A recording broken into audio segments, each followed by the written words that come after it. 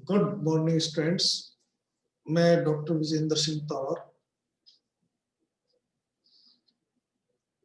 associate professor in English, and at present I have been posted at Government College Buda in the Jejuri district.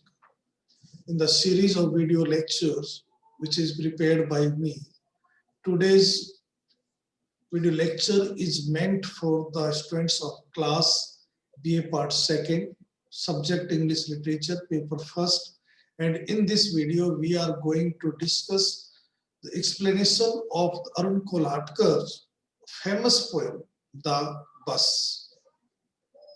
Arun Kolatkar is a well-known name in India, particularly in Indo-Anglian poets.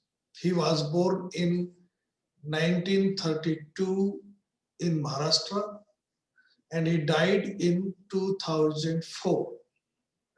His mother tongue is Marathi and he is well versed in Marathi as well as in English.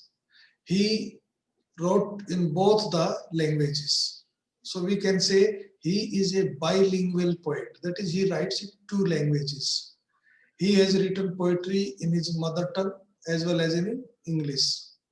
But what is remarkable is the fact that he has distinguished himself, means he has made a niche for himself, he has made a place for himself and achieved eminence in both the languages. His contribution to Indo-Anglian poetry is quite substantial, that is considerable. We cannot ignore him. It is on the strength of that contribution that he is now regarded or given place among the dozen or so major Indo-Anglian poets. His two major poems in English are The Boat Ride and Jejuri. Both these poems are the collection or a series of or collection of small poems, a series of poems you can say. His long poem Jejuri, for which he is very famous or well known, was published in 1976. It is a poetic sequence, and for this he was awarded Commonwealth Prize for Poetry in 1977. It is a collection of small poems. We have 3 poems from Jejuri in our syllabus, and we will see that the poems are very small. His small poems are pensive and most realistic in nature. He was awarded Sahitya Academy Award in 2005. So we can say he is a well-known name in the field of literature. Now let us come to the poem. Arun Kolatkar is famous for his long poem Jejuri, as we have just read, which was published in 1976, and for that poem he was awarded Commonwealth Prize for Poetry in 1977. The Bus is the opening poem of the sequence of 31 sections of Jejuri. That is, it is number 1 poem of Jejuri. It describes the bumpy journey from the starting point to its destination, which is the temple of Khandoba. Now, before we come to the text, let me tell you that the temple of Khandoba is situated in Jejuri, a place which is situated in the southeast of Pune in Maharashtra in India. People go there for their religious belief, for their faith, but the speaker or the narrator of the poem goes there with a different purpose. His purpose is not to go and worship Khandoba's god of Khandoba, but something different. And the ride, or we can say he has traveled from his starting point to his destination, that the temple of Khandoba, in a bus, and the roads are not good, they are uneven, So it was a bumpy ride or bumpy journey. Now let us come to the poem. The Bus, the poem by Arun Kolatkar. This is the text which is of almost about 25 lines. So in these three stanzas we will read about this poem. Now see the first line. The poet begins. This is the first line of the first poem of Jejuri entitled The Bus. The tarpaulin flaps are buttoned down. Tarpaulin is waterproof cloth. Flaps on sides of the loose ends of the tarpaulins are buttoned down, means are tied on the windows of the state transport bus. Now let us come to the state transport bus. The narrator travels from his place to his destination. Destination is Temple of Khandoba. He travels in a bus, and the bus is of State Roadways Department.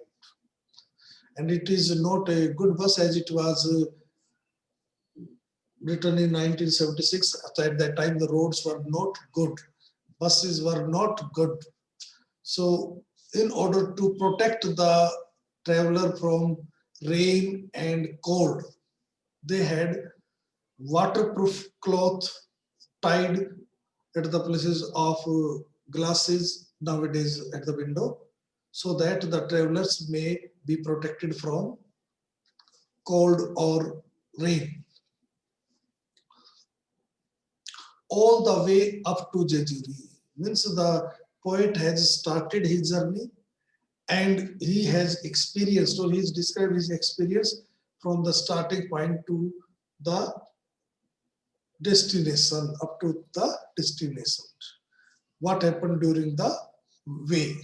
The first thing the poet describes, a cold wind keeps whipping, striking, slapping here means striking, that outside the bus, a wind was blowing, it was very cold, and as bus was protected from waterproof cloth, so it keeps on whipping, striking.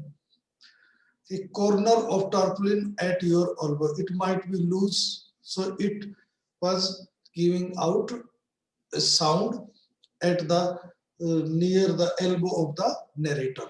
You look down to the roaring road. Roaring means producing loud noise. And the roads, the quality of the road was not good. So the bus was moving on it, it was producing lot of sounds.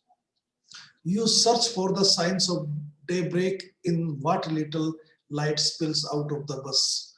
Spills are spread. If you find a little sound, we can say ray of light, you try to guess the sign of daybreak, the day, whether day has come or not, the day, sun has risen or not. Now in English, the poem, the bus opens with the poet's description of the bus, which is on its way up to Jejuri. Means from the starting point, its end point is Jejuri.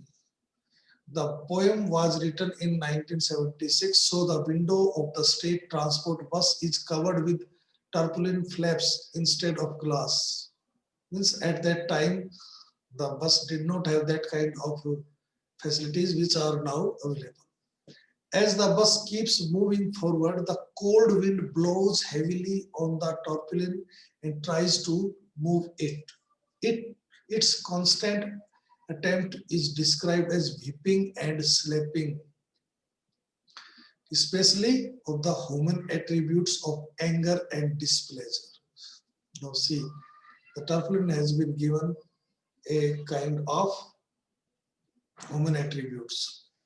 The wind blowing on the tarpaulin at your elbow presents the speaker or the poet as an observer than the subject. As the poet is just observing what is going on, or the speaker or the narrator is just observing. And the use of the verbs like slapping and whipping is used to give life to the wind, and so it is then personification of wind. It is a kind of human attributes have been here, so it is a kind of personification. As the journey moves forward in the lines from 6 to 10, the poet talks about the natural curiosity of a traveler to look outside. It is human tendency. If you are sitting in a bus, you will always try to look outside to see where you have reached. The tarpaulin is not see-through, as it is waterproof and it is not a transparent cloth, and tied to the windows, so everything the visitor could see is the roaring road, that is producing noise. The poet further states the visitor may vainly try to look for daybreak in the limited light spilling out from the bus, for they are traveling at night, during night. Searching for the signs of daybreak indicates the restlessness of the fellow traveler for the journey to end sooner, or the eagerness to be in the Jejuri. That he was very curious, that very impatient to reach at his destination. Now the second part, your own divided face in the pair of the glasses on an old man's nose. It's all the countryside you get to see. Means you look outside the bus and you find only this bus. Means however hard the traveler may try, all the scene he gets to see is of the divided self of himself, the pair of glasses of an old man's nose. The divided face is of a retrospective in nature, for the person has to deal with his divided self. Means he is divided self in the sense that he has come not with the same kind of purpose as other people have come to Jejuri. In this context, the divided self depicts the poet's religious belief and the modern secticism. Doubtful. Secticism, doubtful. You seem to move continually forward towards a destination just beyond the caste mark beyond his eyebrow. Outside, the sun rises quietly. It aims through an eyelet in the tarpaulin and shoots at the old man's glasses. Eyelet is small hole, shoots at, suddenly falls on. Now, despite no description of moving forward, the poet in the bus says the traveler could know that he is moving forward towards the destination. To what is that destination? Destination is the ruins of Jejuri, that is the temple of Khandoba, which is situated at Jejuri.